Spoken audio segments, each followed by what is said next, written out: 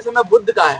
कहने का मतलब ये समय जुड़ने का है, तो पूरा विश्व कैसे जुड़े। ग्लोबलाइजेशन का टाइम है, सांस्कृतिक रूप से विश्व जुड़ चुका है, लेकिन राजनीतिक रूप से धर्मेंद्र भाई कह रहे हैं कि भाई इतने सारे लोग आपस में लड़ रहे हैं, कोई स्टेट किसी से लड़ता है। अभी इजराइल और फलस्तीन की बात हो रही थी, अभी यूक्रेन और रसिया की बात हो रही, तो लड़ते क्यों हैं?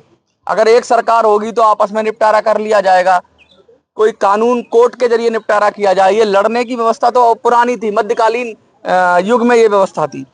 इतनी बड़ी बात आप कह रहे हैं, क्या लोगों को समझ में आएगी या आ रही है, या कुछ लोग जुड़ रहे हैं? नहीं, हम देखते हैं जो लड़ने की बात आपने कही, युद्ध की बात कही आपने, हम अगर अपना इतिहास देखते हैं तो हम देखते हैं कि भारत में भी पहले जब भारत की बाउंड्री वो नहीं थी जो इस समय अभी है, अखंड भारत था जब, तो उस समय कई सारी रियासतें हुआ करती थी, कई सारे रजवाड़े हुआ करते थे, कम से कम 400-500 रजवाड़े हुआ करते थे। और वो क्या होता था कि आपस में लड़ते रहते थे, वो एक दूसरे के ऊपर आक्रमण करते थे, एक दूसरे को मारते थे, एक दूसरे को उठा के फेंकते थे, और इस तरह की गतिविधि जो है वो चलती रहती थी लड़ाई की। फिर उसके बाद क्या हुआ कि पटेल जी ने सब लोगों को एक किया, पूरा भारत बनाया, और उसके बाद जो वो सारे रजवाड़े आपस में लड़ते थे, राज्यों की लड़ाई खत्म हो गई। जब भारत बन गया तो फिर वो अपने आप ही समाप्त होगी। बहुत बड़ा एग्जाम्पल है, वो अपने आप ही समाप्त होगी। उसी तरीके से आज रूस अमेरिका लड़ते हैं, रूस यूक्रेन लड़ता है, और भारत पाकिस्तान लड़ता है, चीन भारत लड़ते हैं, इजराइल फिलिस्तीन लड़ते हैं।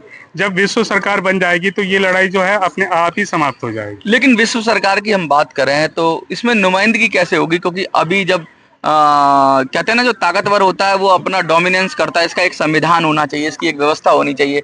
यूएन की बात करें तो 5 लोगों ने यूएन में वीटो पावर रख लिया अपने पास, बाकी सारे तो के अधिकार, बाकी सारे देशों के अधिकार आपने देखा क्या यूएन के अंदर क्या है कि 4-5 लोगों की दादागिरी चलती है।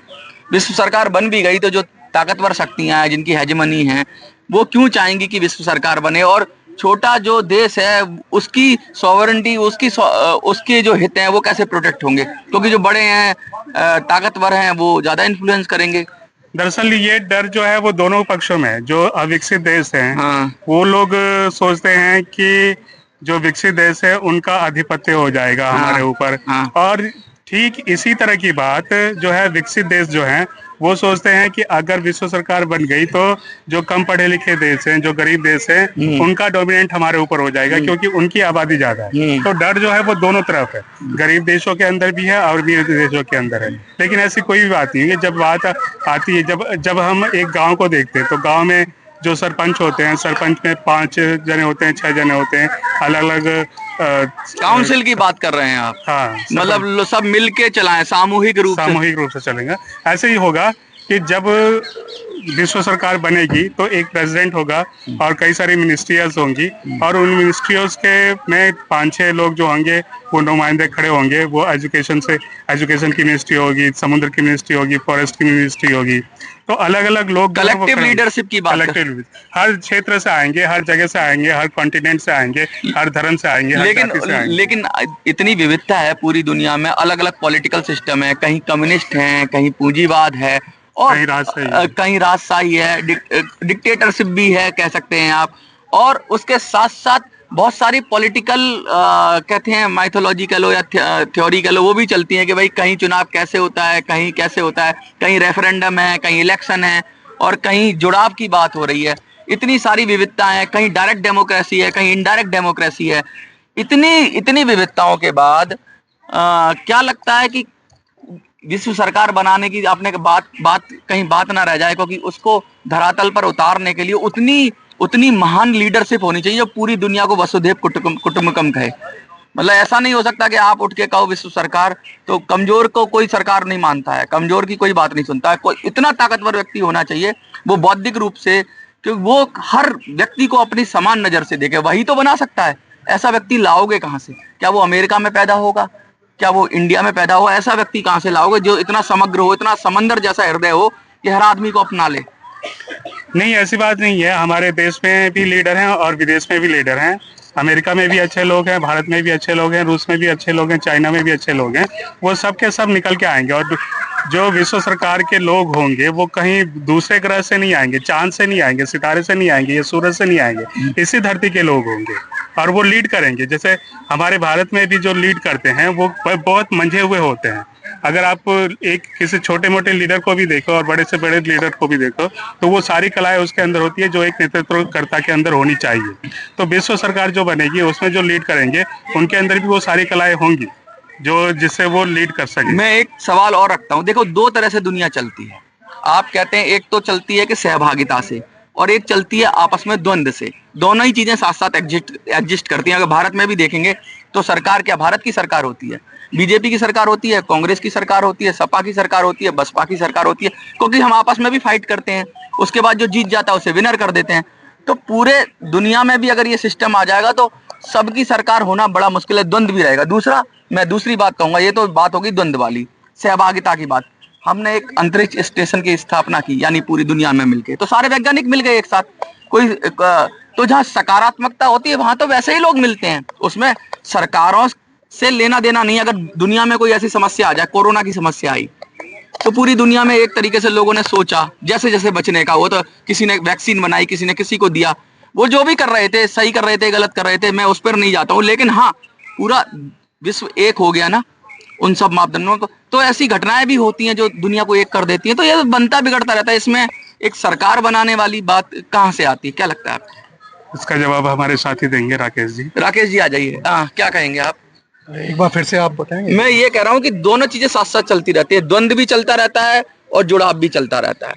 ऐसा नहीं है कि भारत में सरकार है तो भारत में द्वंद्व नहीं है, द्वंद्व है। कांग्रेस, बीजेपी, बहुत सारी पार्टियां आपस में लड़ती हैं और कभी किसी का बहुमत हो जाता है, कभी किसी का बहुमत हो जाता है। तो ये द्वंद्व तो रहता ही है, सरकार बनने के बाद भी रहता है। तो ऐसा नहीं है कि द्वंद्व खत्म हो जाएगा। मैं ये कह रहा हूँ कि जब लोगों को जुड़ना होता है तो वो जुड़ जाते हैं। जैसे कोरोना काल में अगर पूरी दुनिया को एक तरह से सोचना पड़ गया, या फिर कहीं हम बड़ा मिशन करते हैं, जैसे अंतरिक्ष का मिशन करते हैं, तो एक हो जाते हैं हम लोग। तो ऐसी चीजें ले आइए, अपने आप एक हो जाएंगे। जबरदस्ती से सरकार बनाकर क्या हल हो सकता है? जी जी जी, मेरा देखिए इसमें पहले हम नींव पे, जो पूरी दुनिया की नींव है, ये दो भागों में विभाजित है। इसमें पूरी किसी भी देश में चले जाइए, 90% लोग जो है, कोई ताजमहल बना रहा है, कोई सोलर सिस्टम बना रहा है, कोई इसरो में काम कर रहा है, कोई हवाई जहाज बना रहा है, कोई रिक्शा चला रहा है। एक तो ये 90% लोग हैं। और जो 10% लोग हैं वो चाहते हैं कि जो मेहनत है उसका बंटवारा कैसे किया जाए। वो बंटवारे में जो है वो गड़बड़ी है। ऊपर वाले के फैक्ट्री में कोई गड़बड़ी नहीं है, सबको 2 आंखें मिल रही है, सबको 2 किडनी मिल रही है, सबको 2 कान मिल रहे हैं। और आपने एक बहुत बेहतरीन एग्जाम्पल दिया कि जब हम उठकर आकाश की तरफ जाते हैं, अंतरिक्ष की तरफ एक हो जाते हैं, तो हम एक हो जाते हैं। हाँ। लेकिन जब हम नीचे बंटवारे की बात आती है तो एक नहीं हो पाते। इसमें देखिए हो ये रहा है, ये है एक $5 का नोट। हाँ। ये $5 का नोट जो है, इसका अभी कीमत होगी लगभग 450 से 500 रुपये, है ना।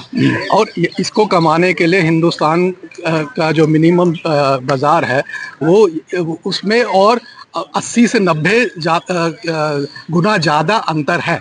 यानी कि यहाँ का जो प्लम्बर है या यहाँ का बच्चे के लिए देखभाल करने वाली जो एक नर्स है, उसका वहाँ पर $4500 में पेमेंट वहाँ पर पूरी तरीके से निश्चिंत कर दिया गया है। फिर भी वहाँ अनएम्प्लॉयमेंट है अमेरिका में। जब वो वापस यहाँ लोग आते हैं उसमें से अपना बचत। अच्छा, पैसे को आपने डॉलर से तुलना की, मैं कह रहा हूँ ये तो एक किसी की खुश होने की इकाई है ही नहीं। पैसे से आप कह सकते हो भौतिक इकाई हो सकती है। अगर कोई आदमी 500 में भी खुश हो सकता है, कोई 5000 करोड़ में भी खुश नहीं हो सकता। इसको आप तौलोगे कैसे? क्योंकि ये तो घटता बढ़ता रहता है पैसा। इसका तो अवमूल्यन सरकारें करती हैं, तो सरकार के द्वारा संचालित है। तो ये अगर कोई ज्यादा कमा रहा है और कम कमा रहा है, इससे ये तो नहीं हो जाता कि कोई ज्यादा सुखी है या ज्यादा दुखी है। ये तो नहीं कह सकते, मतलब या ज्यादा संतुष्ट है और कम संतुष्ट है। देखिए जो चीज है, जैसे एक मछली है, उसको इन्वायरमेंट वो पूरा का पूरा नहीं मिलेगा, उसको अच्छा पानी नहीं मिलेगा, उसको बहती हुई गंगा नहीं मिलेगी, तो वो मर जाएगी। उसको उठा करके बाहर रखेंगे तो वो मर जाएगी। तो इसी तरीके से अगर जो मेहनत का बंटवारा है वो सही नहीं होगा तो खुशी का आने का मतलब है ही नहीं। जब आप ये देखते हैं विश्व के मजबूत देशों की दादागिरी, ये दादागिरी का इंडिकेशन है कि 190 देशों में डॉलर जो है वो एक बीच का गुंडा है। यानी मुझे अगर पाकिस्तान या मुझे बांग्लादेश में एक छोटी सी सर्जिकल कैंची को एक्सपोर्ट करना है तो मुझे उसको भी फीस देनी है जो जो जिसका उस प्रतिक्रिया से कुछ भी लेना देना। डॉलर की हेजेमनी है। हाँ, तो वो हेजेमनी जब तक नहीं हटेगी तब तक ये प्रॉब्लम रहेगी। दूसरा है कि लोगों को एक बेहतर विकल्प मिलने की एक आशा तभी जागेगी जब लोग एक दूसरे के अनुभवों को शेयर करेंगे। देखिए, ग्लोबलाइजेशन का दिन है। मैडम आप इधर आ जाइए। ग्लोबलाइजेशन का समय है, एक हाँ ऐसे सामने। ग्लोबलाइजेशन का समय है और दुनिया कहते हैं एक इंसान दूसरे इंसान से जुड़ रहा है। तो सरकारें क्यों नहीं जुड़ पाती हैं, सरकारें क्यों लड़ती हैं और एक ऐसी व्यवस्था क्यों नहीं बन पाती है जहां सारे देश जुड़ जाएं। कह रहे हैं कि जिस तरीके से रिसोर्सेस का बंटवारा है, कहीं पर कुछ है कहीं पर कुछ है। असमान इतना क्यों है? जब ईश्वर ने सबको समान बनाया तो इतनी असमानता क्यों है? असमानता पर ही मैं बात शुरू करूंगा। असमानता दो तरह की होती है। एक तो आपके कर्म से असमानता आती है, आप ज्यादा अच्छा कर्म कर रहे हो, आप ज्यादा चीजें कर रहे हो और मैं कम कर रहा हूँ, या आपके पास ज्यादा स्किल है, आपके पास ज्यादा आपके एफर्ट है, तो आप ज्यादा बेहतर रहेंगे। तो उसमें दिक्कत क्या है? फिर तो रसिया वाली बात होगी कि सबको बराबर कर दो, तो फिर सब बराबर तो नहीं हो सकते ना। सब अलग अलग हैं, एक दूसरे से अलग है, लेकिन आप ये थोड़ी ना कह सकते कि सबको बराबर ही किया जाएगा।